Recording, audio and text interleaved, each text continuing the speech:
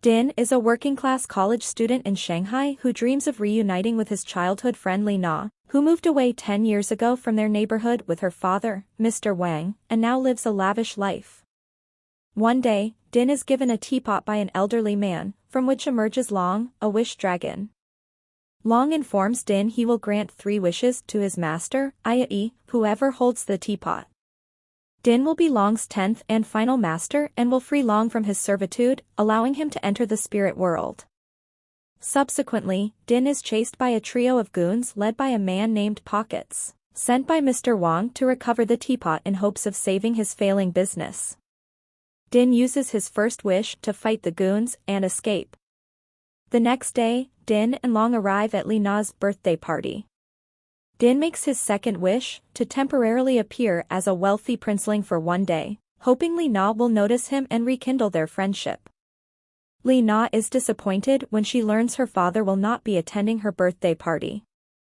Din, sticking to his disguise as a Dan, comforts her and they are asked by Mr. Wang, via a video call, to share a meal together. Long warns Din that Li Na will leave him as soon as she finds out his identity, because of their different socioeconomic status. During the date, Din asks Long for advice on how to act accordingly to his new status, but ends up upsetting Li Na in the process. They both end up in Din's neighborhood after the goons pursue Din again. Din reveals himself to Li Na, and they spend the rest of the day in the neighborhood reliving their childhood pastimes. However, Li Na finally retreats, claiming that she has responsibilities and expectations she needs to meet, hurting Din's feelings. Later that night, Din angrily asks Long to make him rich in a last-ditch effort to be respected. Long reveals to Din that in life he was a wealthy and powerful lord whose reign ended in loneliness and tragedy, and was punished by the gods for his selfishness by becoming a wish dragon. Long's servitude as a wish dragon is meant to make him appreciate the meaning of life, something he has failed to accomplish with all of his previous masters.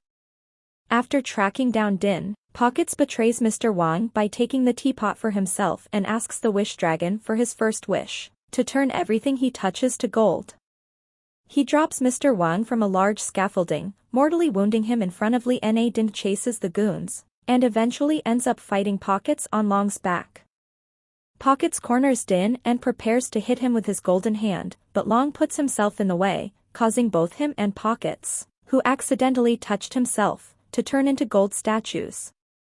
Din is unable to stop Long's statue from sinking to the bottom of a river, while Pockets shatters to pieces against the ground. Long finds his human self at the entrance to the spirit world.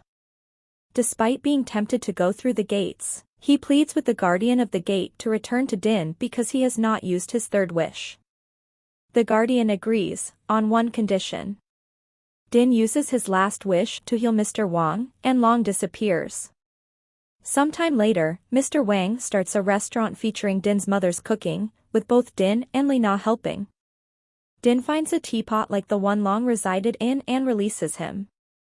Long tells Din the sole condition for his return to Earth was to stay and serve 10 more masters.